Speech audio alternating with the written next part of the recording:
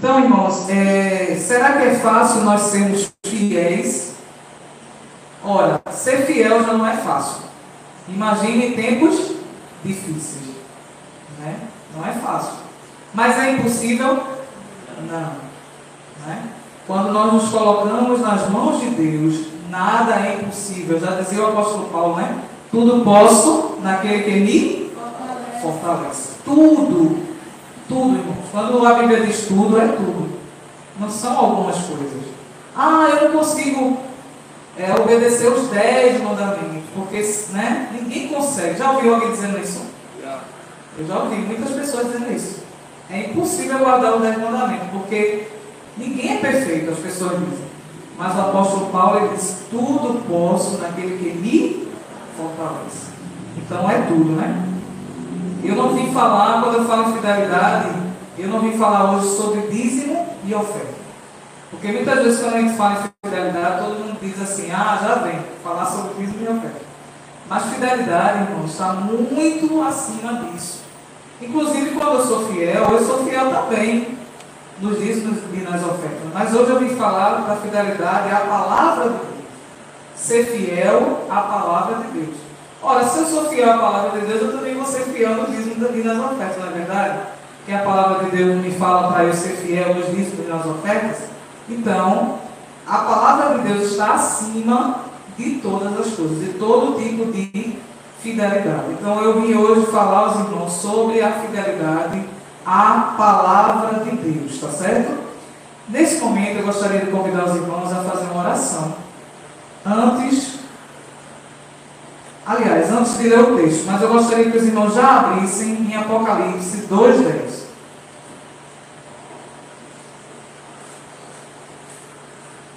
Apocalipse capítulo 2, verso 10. Todos acharam? Vamos orar agora? Santo e amado Pai, que habita no mais altos céus, louvado e engrandecido seja o teu nome, Senhor. Ó Paizinho querido, muito obrigada por estar aqui diante da tua presença. Isso, Senhor, porque nós sabemos que o Senhor está aqui.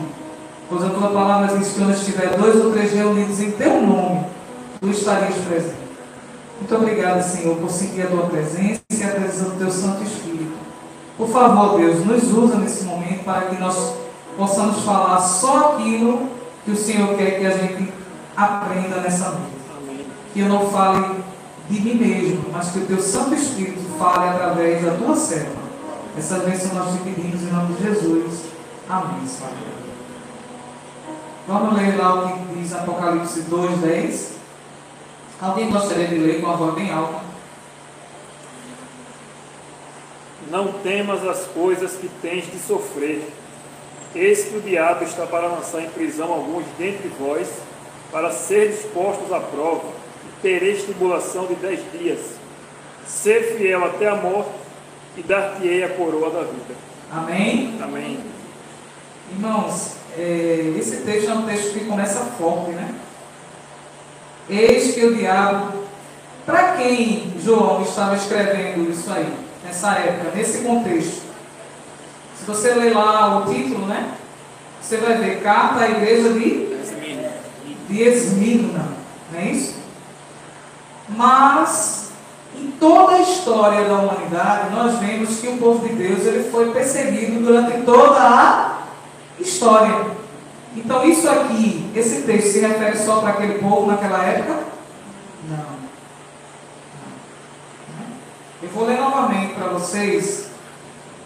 Diz assim: não temas as coisas que tens de sofrer. Não temas. Não tenha medo. Não é o medo, ele faz muita coisa e muitas vezes ele nos faz pecar, o medo. Porque o medo ele é um sentimento que todos nós temos, né? E é normal a gente sentir medo. O que não pode é a gente sentir medo em excesso. Assim como a gente não pode sentir raiva em excesso. Assim como não pode a gente estar ansioso em excesso. Porque tudo demais faz mal para nós, né? E muitas vezes o medo, ele nos paralisa, nos aprisiona. E muitas vezes nos cega. E nos impede de ver a verdade. E muitas vezes nós erramos e até pecamos por conta do medo. Então, por isso que ele vem e começa o texto dizendo: não temas as coisas que tens de sofrer. Eis que o diabo está para lançar em prisão alguns dentre vós, para seres postos à prova. Misericórdia, né, irmão? Sabe por que eu digo misericórdia? Porque nenhum de nós aqui está preparado para isso. Nenhum de nós. E talvez seja por isso que essa mensagem tenha vindo para nós hoje, para que a gente possa se preparar. Porque, sabe, irmãos, uma coisa é a gente falar, e outra coisa é a gente passar e viver e superar aquilo. Não é fácil, não é? Tereis tribulação de 10 dias. Ser fiel até a morte, e dar-te-ei a coroa da vida. Oh, aleluia, né? Glória a Deus. Sabe, irmãos, no mundo nós teremos aflições. Estamos vivendo dias difíceis. Se você não está passando por prova, tem alguma coisa errada na sua vida. Porque os verdadeiros cristãos, eles estão passando por prova nos dias de hoje. Sabe, onde a gente chega são as pessoas comentando: ah, aconteceu isso, aconteceu aquilo, fulano está doente, fulano. É tanta tribulação, irmãos, que o povo de Deus está passando.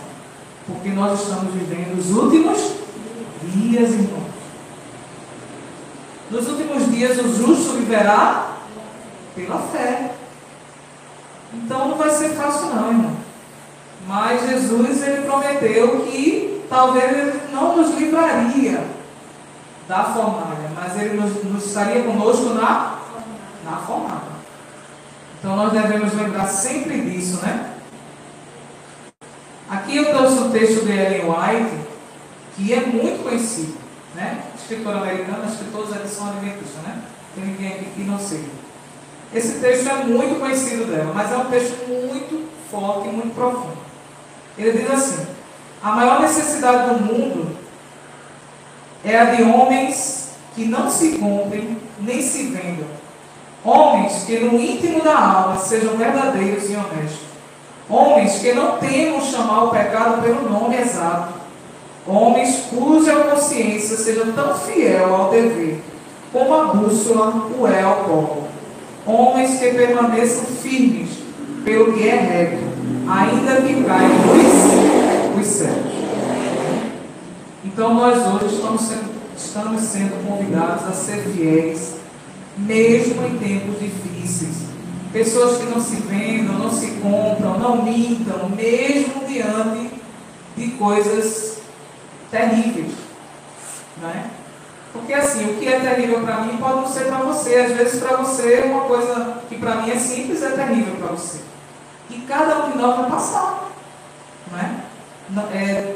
Independente da intensidade, porque em cada caso a intensidade vai ser diferente. Mas nós vamos passar de acordo com aquilo que a gente pode suportar. Porque não haverá prova que virá sobre nós que nós não possamos suportar. Então, nesse mundo iremos passar, né, por aflições, pois não somos maiores do que o nosso Senhor. Veja o que diz lá em João. Vamos lá para o Evangelho de João, capítulo 15.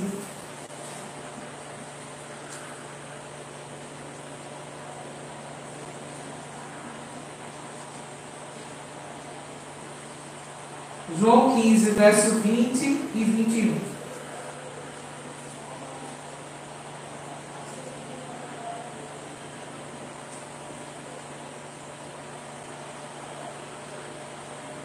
Vocês acharam? Amém? Diz assim: lembrai-vos da palavra que eu vos disse. Não é o servo maior do que o seu Senhor. Se me perseguiram a mim, também perseguirão a vós outros. Se guardaram a minha palavra, também guardarão a vossa. Tudo isto, porém, vos farão por causa do meu nome, porque não conhecem aquele que me enviou. Amém?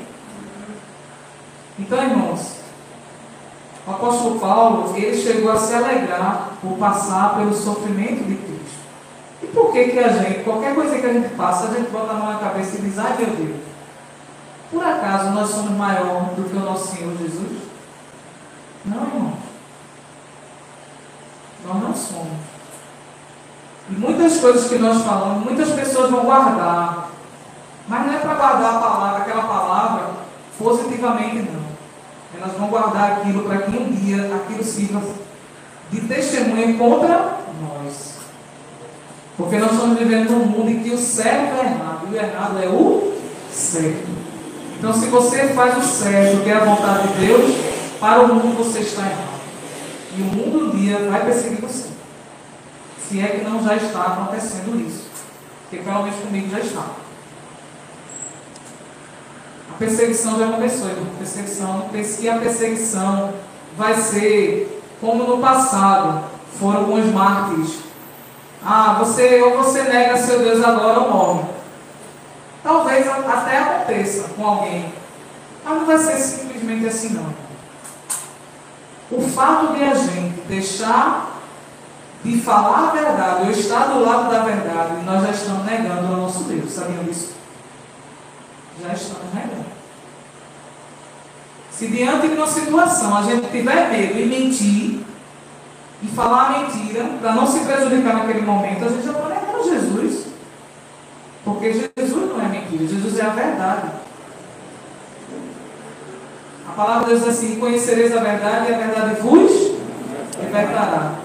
Aquele que ganhar a sua vida, perderá, mas aquele que perder a sua vida por amor de mim, achará.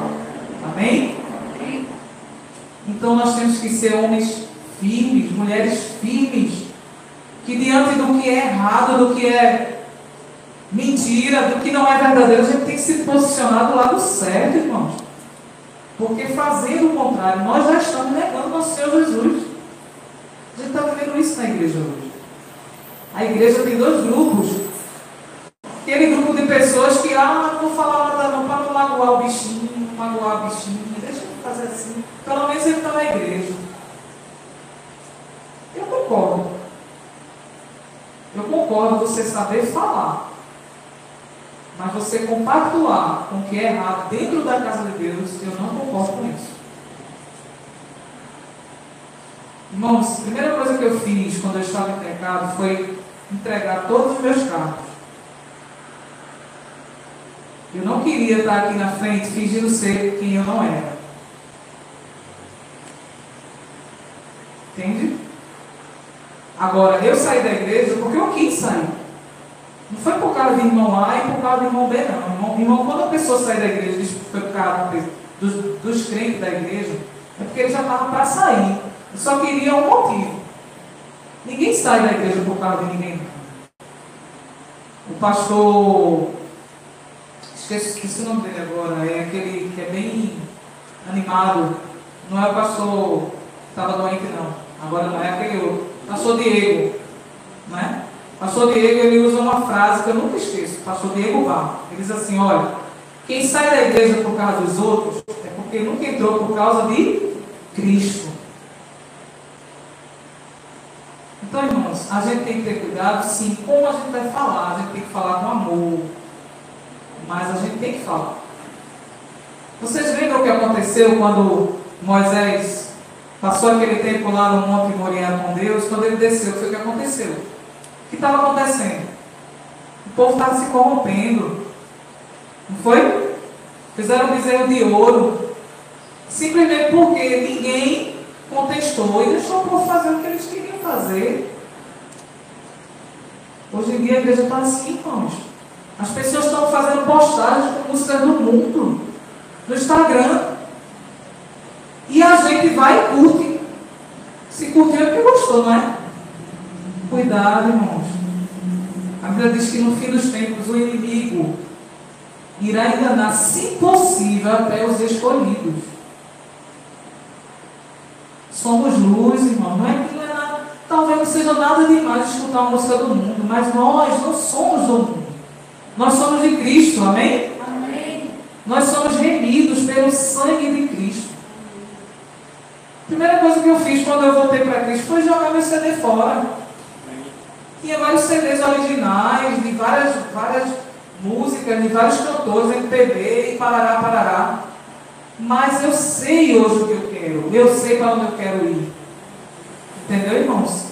Quantas músicas tem na nossa igreja tão lindas e maravilhosas, não precisa buscar no seu livro. Isso é uma brecha para Satanás entrar na sua vida. Tenha cuidado, vocês que são jovens, né? Eu até salvei uma frase da música que ela cantou aqui. Todas as duas foram bonitas, né? Mas a segunda tem muito a ver com a mensagem. Quando diz assim, vai chover quando for preciso para crescer. O que essa frase quer dizer? Vai chover quando for preciso para crescer. É que para você crescer na sua espiritualidade, você vai precisar o quê? Passar pela chuva, pelo deserto, pela tempestade. Para crescer, irmãos, dói. É feito um atleta, né? Quando ele quer perder peso, ele sofre. Por quê?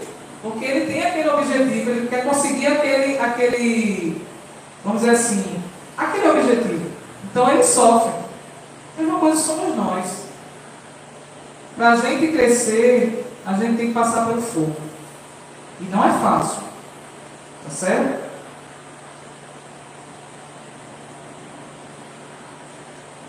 Nós temos uma história na Bíblia de 3 jovens que eles foram fiéis em meio a tempos difíceis. Que foi Sadraque, Mesaque e Abednego. 3 jovens que já estavam passando por sofrimento. Porque você ser levado do seu país para outro, totalmente diferente do seu. Os costumes, a cultura, a religião, tudo era diferente. Já pensou você sair daqui do Brasil e ir para um país muçulmano e ficar lá, cativo? É fácil? Aqueles jovens já estavam passando por dias difíceis. Mas aí eles foram convocados a adorar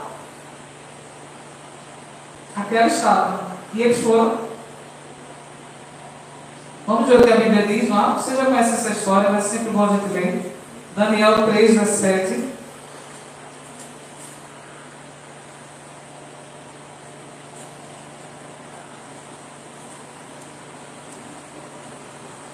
Detalhe, viu? Com relação a essa questão de músicas, tem até cantores da Novo Tempo postando músicas do mundo. Lamentável. É lamentável, não é? Por que eu estou falando isso para vocês, irmão? Não estou jogando pedra em ninguém. Eu estou falando isso para vocês, para que essas pessoas, nem nenhuma pessoa no mundo, seja o seu referencial. O nosso referencial tem que ser Cristo e a palavra de Deus. Porque daqui para frente a gente vai ter muitas surpresas. Não é só no céu que a gente vai ter surpresa não, viu? Aqui também. Pessoas que você dizia assim, não acredito não. Pode ser você. Como eu estou dizendo, pode ser eu não estou querendo ser melhor que ninguém aqui. Que Deus tenha misericórdia de nós e que oremos por essas pessoas.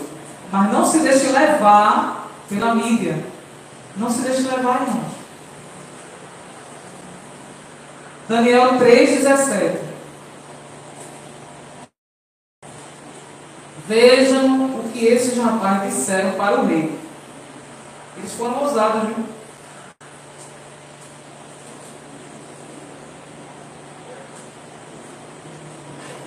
Se o nosso Deus, a quem servimos, quer livrar-nos, Ele nos livrará da fornalha de fogo ardente e das suas mãos, ó rei. Amém? Amém?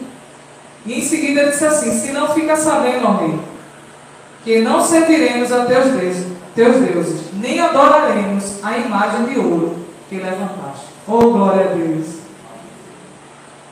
Essa tem que ser as nossas palavras. Diante das coisas que se levantarão em nossa frente. É no dia a dia, irmãos. É muita coisa que acontece no dia a dia para que a gente negue a Cristo. Não fique pensando que, quando a perseguição chegar, a perseguição já chegou. nós já estamos sendo perseguidos. Sutilmente, nós estamos.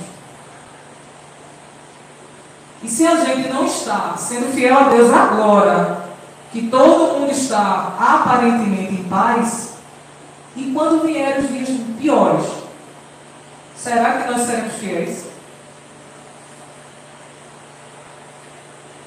Fica para cada um pensar. Que amor tão grande daqueles 3 jovens, que tanto já estavam sofrendo, né? Que amor.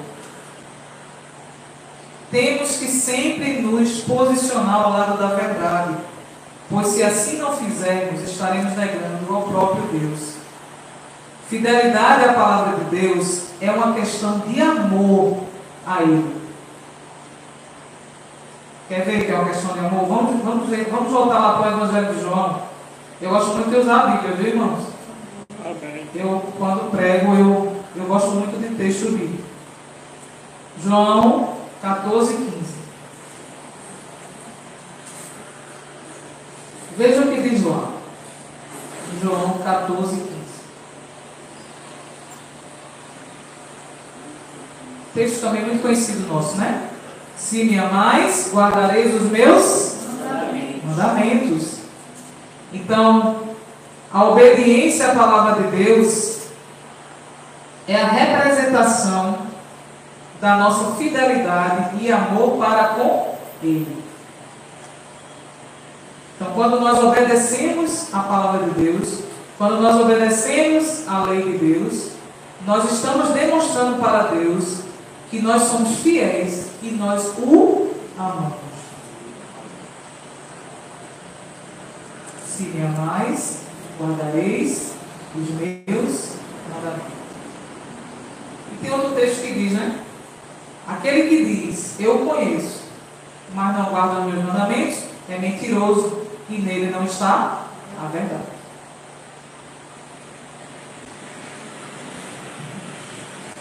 Então, nós precisamos amar a Deus, né? Até que ponto nós amamos esse Deus? Só nos momentos bons? Muitas vezes estamos mais preocupados do que as pessoas pensam de nós do que com o que Deus pensa ao nosso respeito. Não é? Nos conta uma história, não sei se vocês já ouviram a história do menino, do burro e do Senhor. Já ouviram essa história? Essa história é muito contada em livros de literatura, né, infantil. Alguém aqui já ouviu? Eu não já vi para levantar a mão. Era assim, estava vindo, né, andando na rua, o burro, o menino e o velho.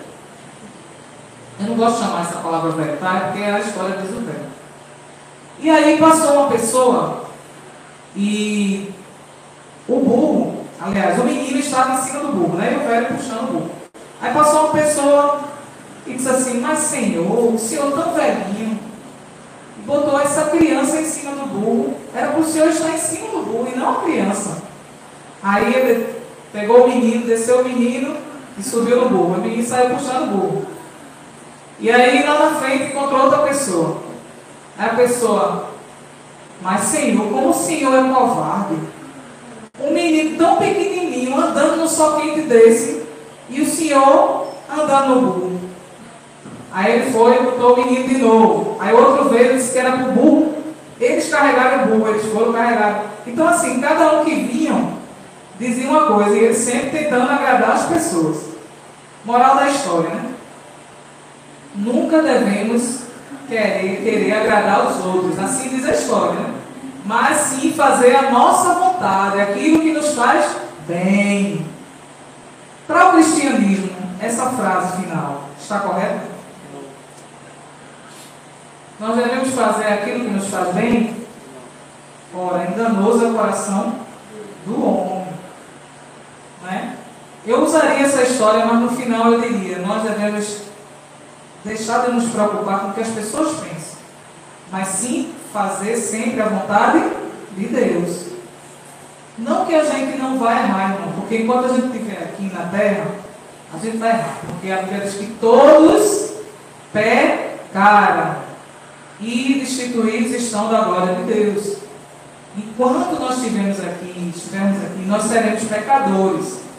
Agora, nós não temos que nos acomodar com o pecado, está entendendo? Ah, eu pequei ontem, não tem nada demais se eu pecar hoje, e amanhã também. Não.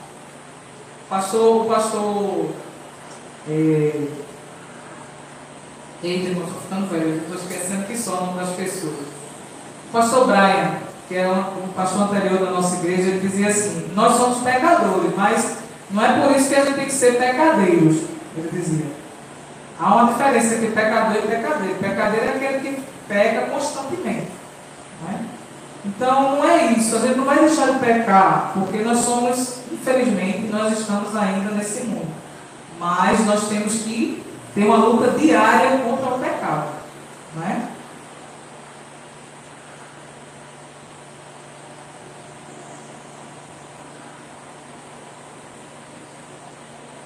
Então, quando nós entendemos que fazer a vontade de Deus é o melhor para nós,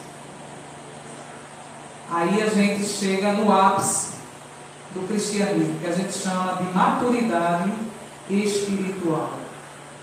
É quando a gente entende que fazer a vontade de Deus é tudo de bom, porque Deus só quer o que é melhor para nós. Amém? E maturidade espiritual tem a ver com idade? Vocês acham? Ah, eu só vou ser madura espiritualmente quando eu tiver 50 anos, 60 anos, 20 anos de adventista. Vocês acham que tem a ver? Vocês acham que maturidade espiritual tem a ver com conhecimento, com status, com posição social? Não. Porque a história de José mesmo, né, nos conta uma linda história de um jovem que foi fiel em tempos difíceis. José ele tinha aproximadamente 17 anos quando ele foi vendido para o Egito como escravo. E comprado pelo comandante da guarda do rei, né? E era Potifar. Eu gostaria de ler essa história com vocês, que vale a pena, tá? Gênesis, capítulo 39.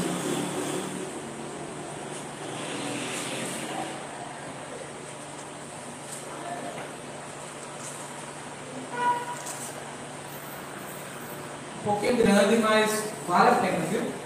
Do 39, capítulo 39, do 7 ao 23. Gênesis 39, do 7 ao 23. Acharam? Diz assim: aconteceu, depois dessas coisas, que a mulher de seu senhor, a mulher de quem? De Potifar, pôs os olhos em José. Ele disse: deita-te comigo. Ele, porém, recusou. E disse à mulher de seu senhor: teme por mordomo o meu senhor, e não sabe do que há em casa, pois tudo o que tem me passou, ele e as minhas mãos. Ele não é maior do que eu nesta casa, e nenhuma coisa me vedou, senão a ti, porque és sua mulher. Como, pois, cometeria eu tamanha maldade e pecaria contra Deus? Falando ela a José todos os dias, e não lhe dando ele ouvido para se deitar com ela e estar com ela, sucedeu que certo dia veio ela a casa para atender aos negócios, e ninguém dos de casa se achava presente. Então ela o pegou pelas vestes e lhe disse: deita-te comigo. Ele, porém, deixando as vestes nas mãos dela, saiu fugindo para fora. Vendo ela que ele fugia para fora, mas havia deixado as vestes nas mãos dela, chamou pelos homens de sua casa e lhes disse: vede, trouxe-me meu marido, este hebreu, para insultar-nos.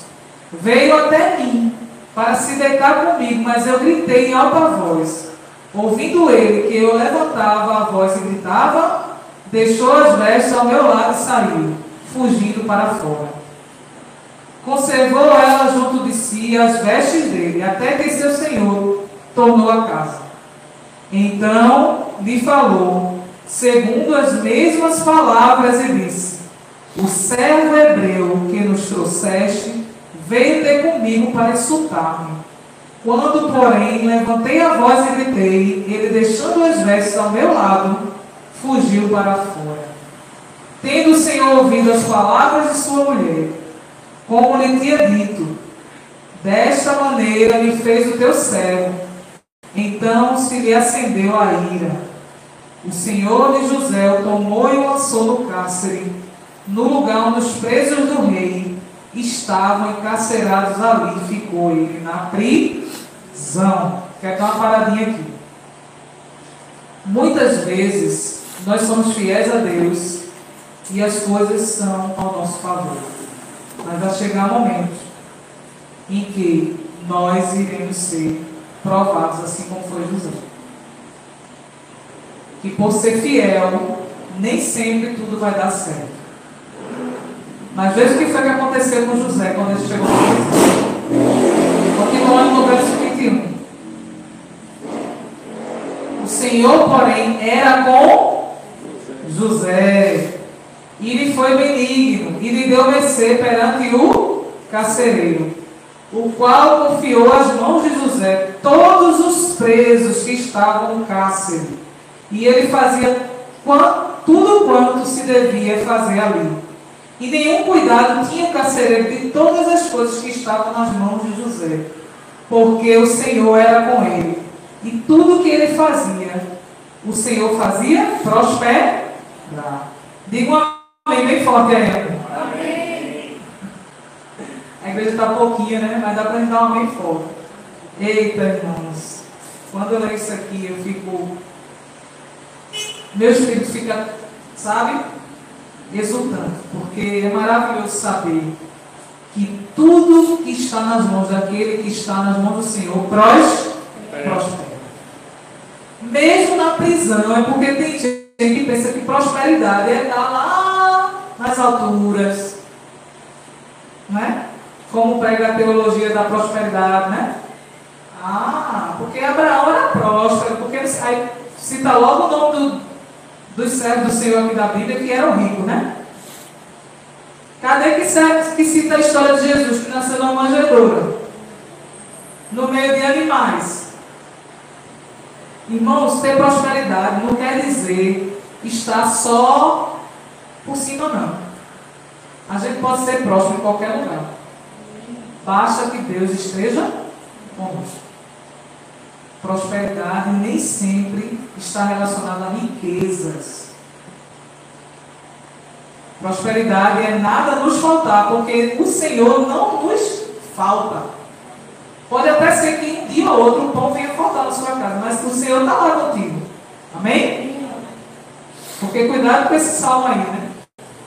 Que diz assim, o Senhor é meu pastor, e nada me faltará. Quando a gente vai lá para o grego, a gente vê que o que não vai faltar é o Senhor na tua vida. Ele que não vai faltar, não é o pão, é o Senhor. Mas se o Senhor está na tua vida, Ele é o pão da vida. Ele é a água da vida. Então não te preocupas com o amanhã, porque o amanhã a Deus pertence. Amém, irmãos? Então José, ele tinha apenas 17 anos. Então maturidade espiritual não tem a ver com idade. Tem pessoas que têm 20 e 30 anos dentro da igreja, mas diante de uma prova dessa, iria cair. Mesmo assim, o cair é do homem, mas o levantar é de Deus. Mesmo que você caia, irmão, não desista. Viu o que o irmão leu? Não façamos como Adão e Eva, que se esconderam do Senhor. Esse pensamento é um pensamento satânico. Quando a gente pecar, a Bíblia diz, filhinho, não pequeis. Mas se você pecar, este é um advogado do céu, Cristo Jesus. Ele é fiel e justo para vos perdoar e limpar todo o pecado e jogar lá nas profundezas do mar. Então nós temos que procurar não cair, mas se a gente cair, a gente não vai desistir porque caiu, a gente vai se levantar e vai continuar. O que a gente não pode é desistir. Tá certo, irmãos? Não pode desistir. Então, que grande lição essa história, né, nos traz. Um rapaz, né, de apenas 17 anos, Qual é a diferença desse rapaz tão jovem para uma pessoa tão antiga na igreja, né? Por que uma pessoa de 17 anos se tornou uma pessoa tão forte na mão de Deus e talvez o que já está há tanto tempo na igreja, muitas vezes cai? Sabe qual é a diferença? A diferença é uma palavra chamada relacionamento. Relacionamento com Deus. Essa é a diferença. Nós precisamos, para que nós sejamos fiéis em tempos difíceis, nós precisamos ter relacionamento com Deus. Eu vou cantar, vou pedir para o irmão, ele se levantou agora, mas vou pedir para ele colocar uma música. A gente já está quase chegando no final da mensagem.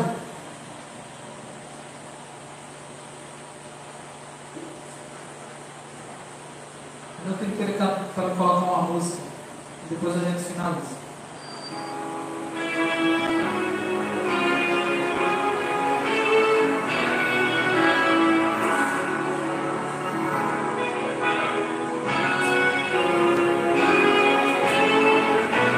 Não, acho que o senhor precisa voltar. Já começou já em andamento.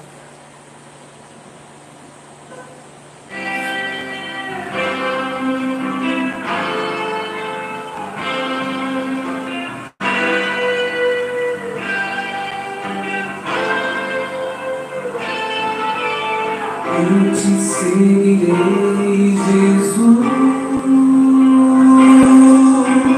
Eu te seguirei, Senhor. Mesmo que eu enfrente sofrimento, eu te seguirei, Jesus. Tu mudaste toda a minha vida. Fui gerado em novo nascimento. Onde posso ir se não for contigo? Cruz, meu Senhor e Rei. Eu te seguirei, Jesus. Eu te seguirei, Senhor. Mesmo que eu enfrente sofrimento, eu te seguirei, Jesus. Tudo que não quero, isso faço. Não existe bem nenhum em mim. Como conseguir ser vitoriosa? Só por teu poder, meu Deus.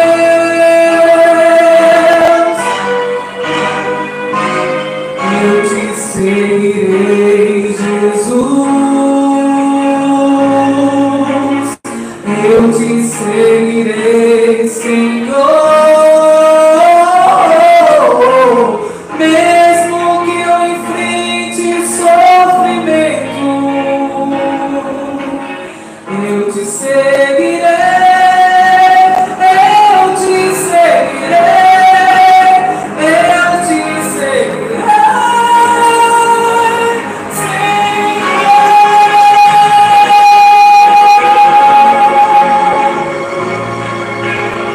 Eu te seguirei, eu te seguirei, Senhor. Mesmo que eu enfrente sofrimento, eu te seguirei, Senhor.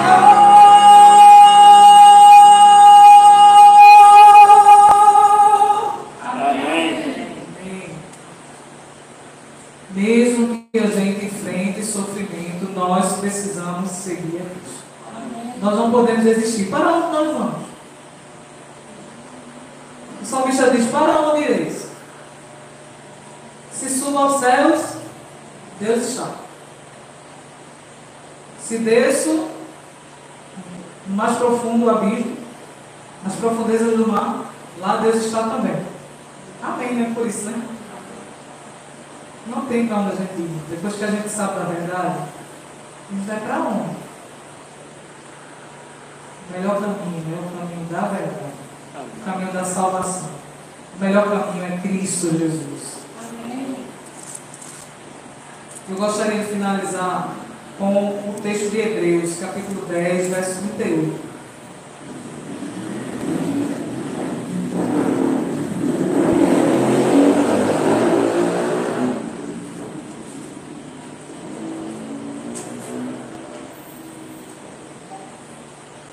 Hebreus,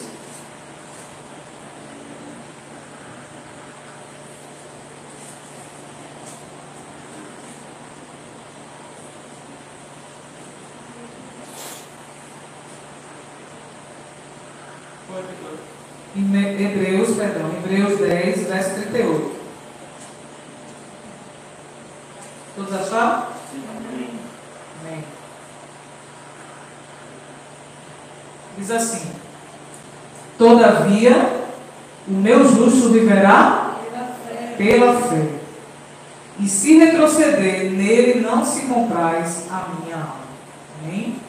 Então, irmãos, nós estamos vivendo em um tempo em que nós viveremos pela fé. Ah, não tenho que comer amanhã, não. O justo viverá pela fé. Eita, eu vou trabalhar no teu passagem. O justo viverá pela fé. Nós precisamos ter fé, irmãos. O nosso Deus é o dono da prata e do ouro. O nosso Jesus é o Rei do universo. Ele pode mover céus e terra em nosso favor se Ele quiser. Precisamos crer. Sem fé é impossível agradar a Deus. Então, seja qual for a prova que você está passando, creia. Creia que o Senhor está contigo. No momento certo, Ele vai te dar a vitória. É porque, se Ele não deu ainda, é porque ainda não chegou a hora.